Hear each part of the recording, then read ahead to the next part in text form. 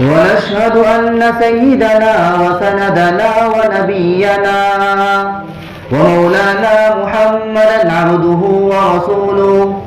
قال الله تبارك وتعالى في القرآن المجيد والفرقان الحميد. فأعوذ بالله من الشيطان الرجيم.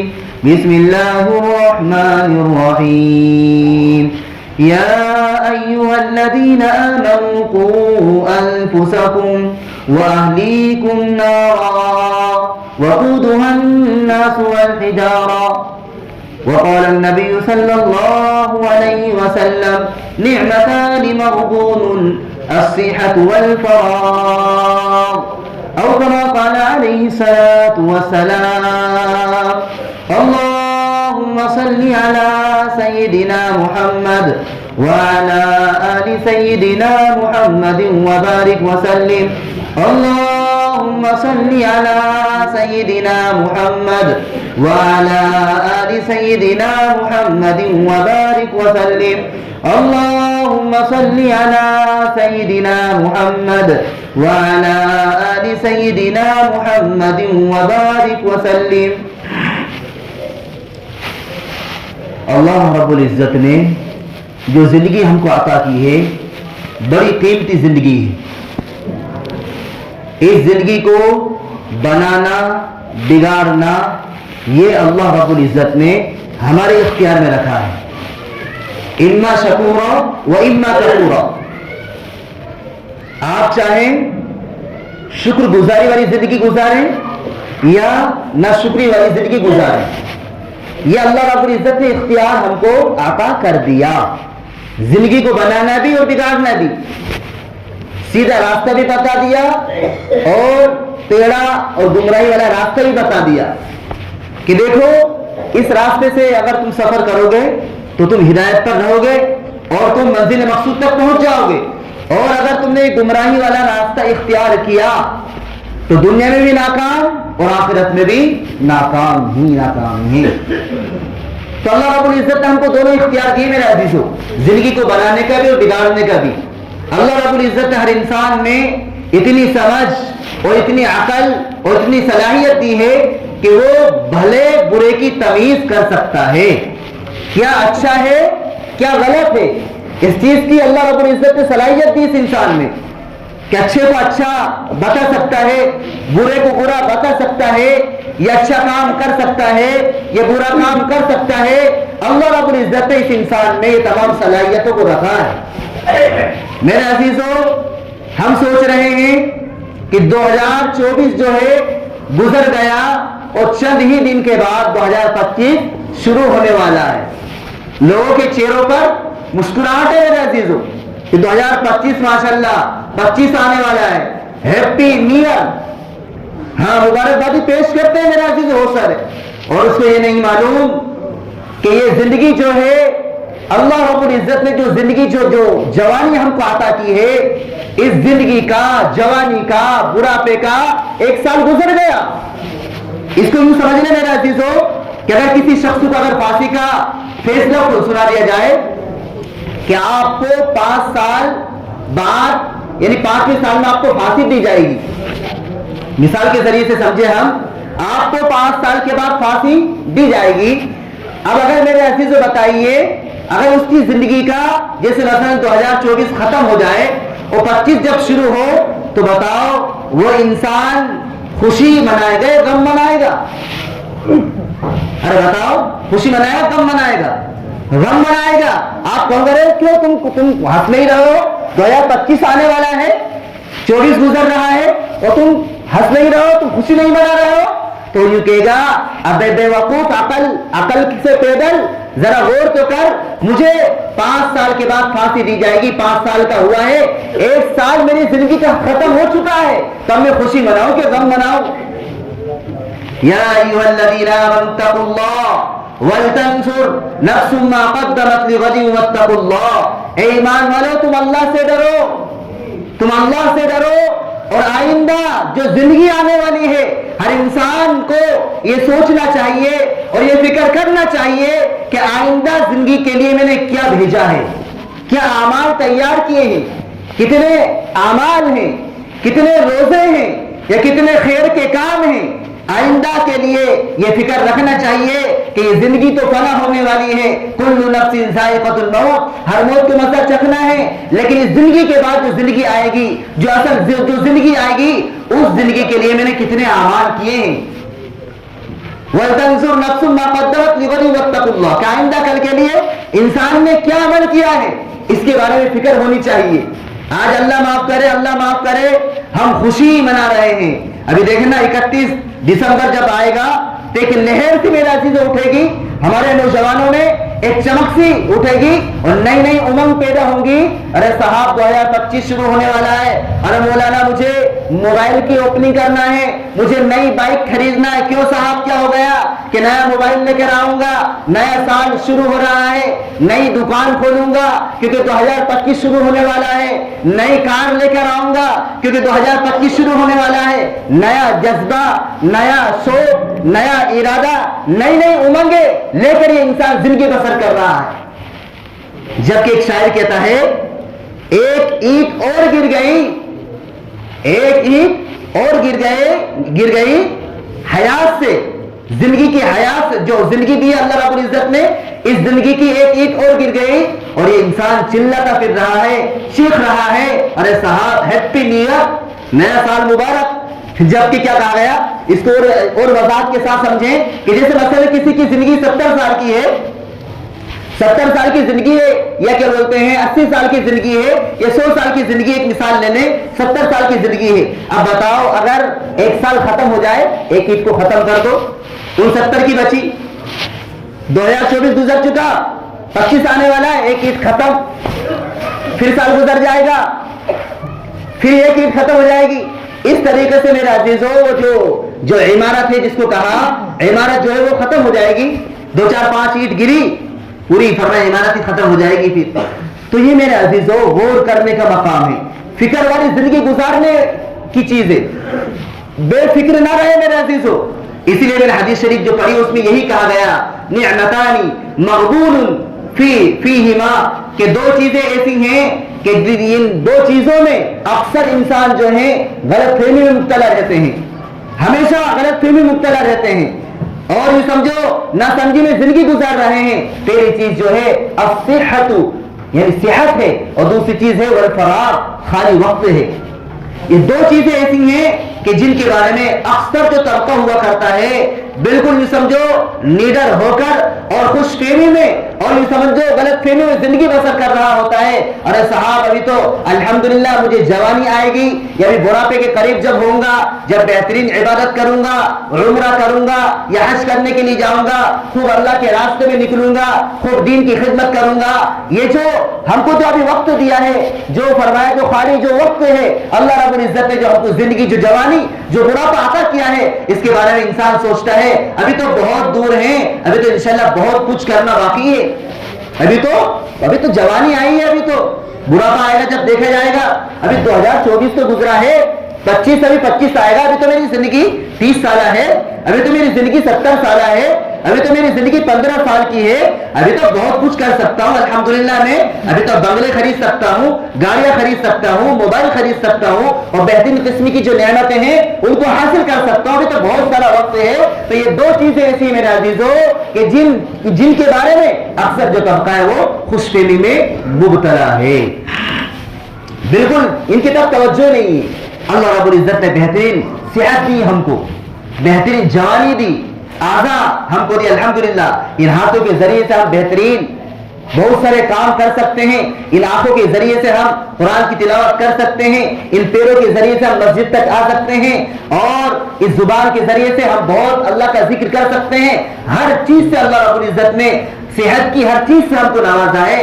لیکن پھر بھی اگر انسان توجہ نہ دے اور صرف اسی چیز میں رہ جائے، ہیپی نیو ایئر والی جو چیز ہے کہ نئے سال کی مبارکبادی پیش کرنے میں اگر یہ لگ جائے تو اس نوجوان کے لیے، اس بزرگ کے لیے بڑے خسارے کی بات ہے. کیا کہا گیا حدیث شریف میں؟ کہا گیا انسان کے قدم اس وقت تک نہیں ہٹ سکتے محاسبے کی جگہ سے جب تک کہ 5 چیزوں کے بارے میں وہ حساب کتاب نہ کر لے. 5 چیزوں کا جب تک جواب نہ دے دے جب تک اس کے قدم نہیں ہل سکتے میرے عزیزو. لا تزول قدم عبد یوم القیامہ حتی یسأل. حدیث شریف میں آتا ہے کہ 5 چیزیں ایسی ہیں جن کے بارے میں ہر ایک سے سوال ہوگا.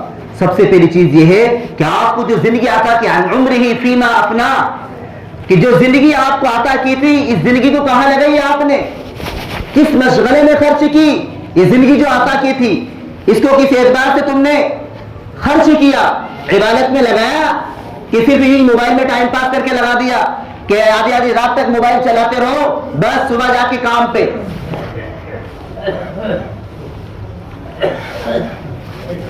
تو سب سے پہلا سوال زندگی کے بارے میں، عن عمرہ فیما افنا. زندگی کے بارے میں سوال کیا جائے گا کہ تم نے اس زندگی کو کہاں لگایا، کہاں خرچ کی. اس زندگی کو جو اللہ رب العزت ہم کو عطا کی ہے اس کے بارے میں پوچھو گی. اور دوسرا سوال یہ ہوگا میرے عزیزو، وعن شبابہ فیما ابلا، کہ اللہ رب العزت نے جو جوانی تم کو عطا کی تھی اس جوانی کو کہاں لگایا. ارے سوال تو وہی ختم ہو جانا تھا، عمر کے بارے میں پوچھ لیا ہو گیا کام بس. ارے نہیں، اس میں جوانی بھی آ گئی. لیکن یہ اس کا پرسنلی سوال ہے کہ جوانی، یہ جوانی کا جو حصہ ہوتا ہے میرے عزیزو ایک نشہ سا طاری ہوا کرتا ہے. میں ہمارے نوجوانوں کو خاص طور سے کہا کرتا ہوں کہ نشے والی زندگی ہے. والد صاحب کہتے ہیں ارے ادھر آؤ، کبھی ہاں آ رہا ہوں. بیٹا پانی بھر کر لے کر آنا، کبھی ہاں تھوڑی دیر کے بعد آتا ہوں. ارے بیٹا وہاں پر نہیں جانا، وہاں ایسا ہو رہا ہے، اٹل کب چل رہا ہے وہاں مت جاؤ. ہاں ٹھیک ہے، اور وہاں پہ جاتا ہے. یعنی کہتے ادھر کی ہے جاتا ادھر کا ہے. آج کا نوجوان تو کیا فرمایا کہ جوانی کے بارے میں سوال کیا جائے گا کہ تم کو بہترین جوانی عطا کی تھی، صحت عطا کی تھی، بہترین باڈی عطا کی، تندرست و صحت مند عطا کی تھی. بتاؤ تم نے اس کو دین کے لیے خرچ کیا نہیں کیا، دین کے لیے لگایا نہیں لگایا. اس لیے ایک حدیث شریف میں آتا ہے کہ 7 افراد ایسے ہیں کہ جن کو اللہ رب العزت کل عرش کا سایہ عطا فرمائیں گے. کل قیامت کے دن عرش کا سایہ عطا فرمائیں گے. لا ظل الا ظلہ، کہ اللہ کے عرش کے سایہ کے علاوہ، اللہ کی رحمت کے علاوہ، اللہ کے عرش کے سایہ کے علاوہ کوئی سایہ نہیں ہوگا.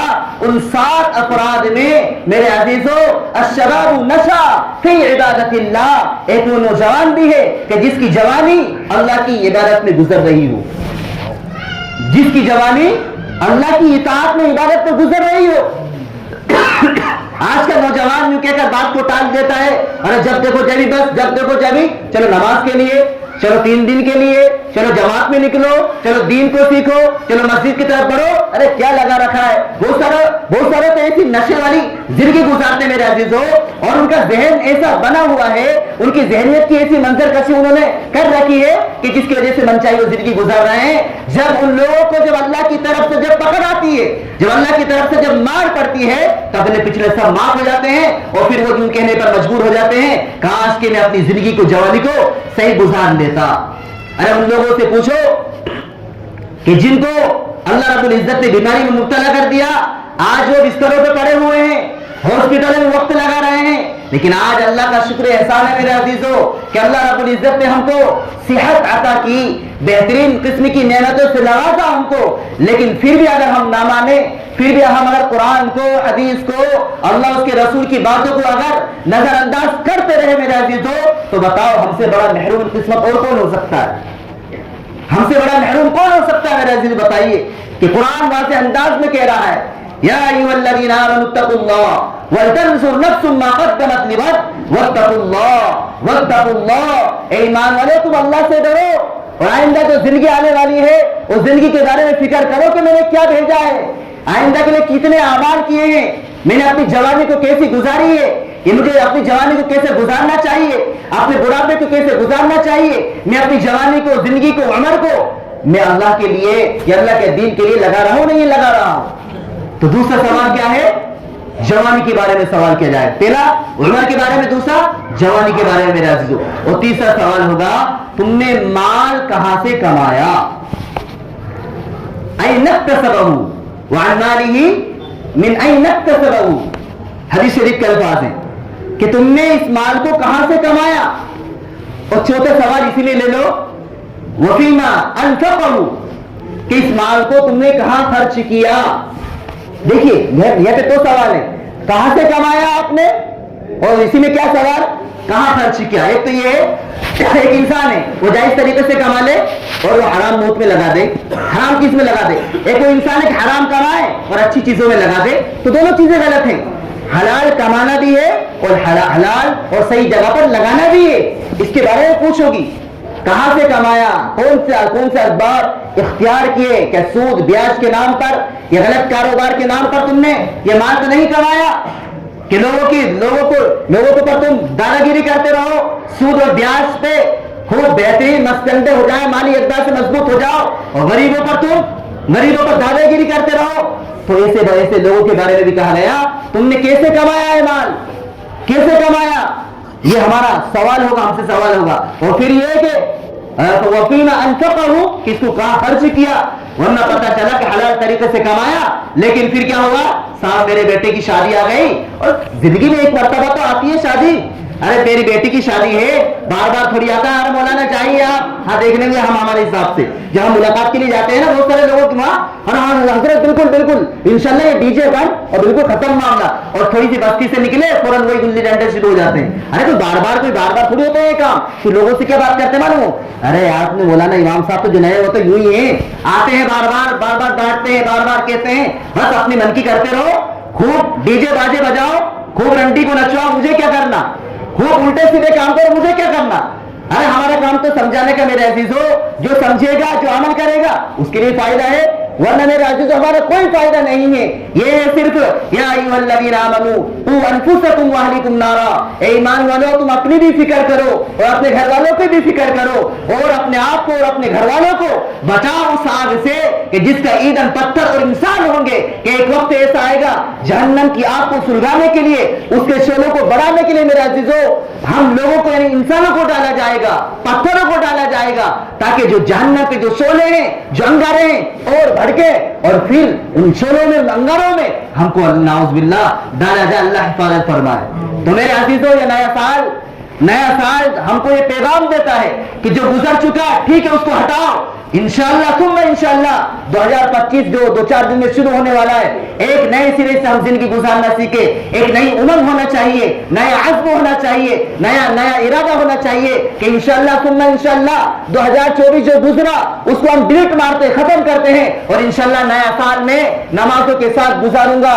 جھوٹ سے بچتے ہوئے گزاروں گا, اور نیک اعمال کے ساتھ گزاروں گا, اور یہ عزم کرتا ہوں, یہ تہیہ کرتا ہوں, یہ ارادہ کرتا ہوں کہ انشاءاللہ میری پوری زندگی, جوانی, بڑھاپا انشاءاللہ نئے سرے سے پروان چڑھے گا, اور نئے سرے سے نیک کام کرنے کی کوشش کروں گا انشاءاللہ.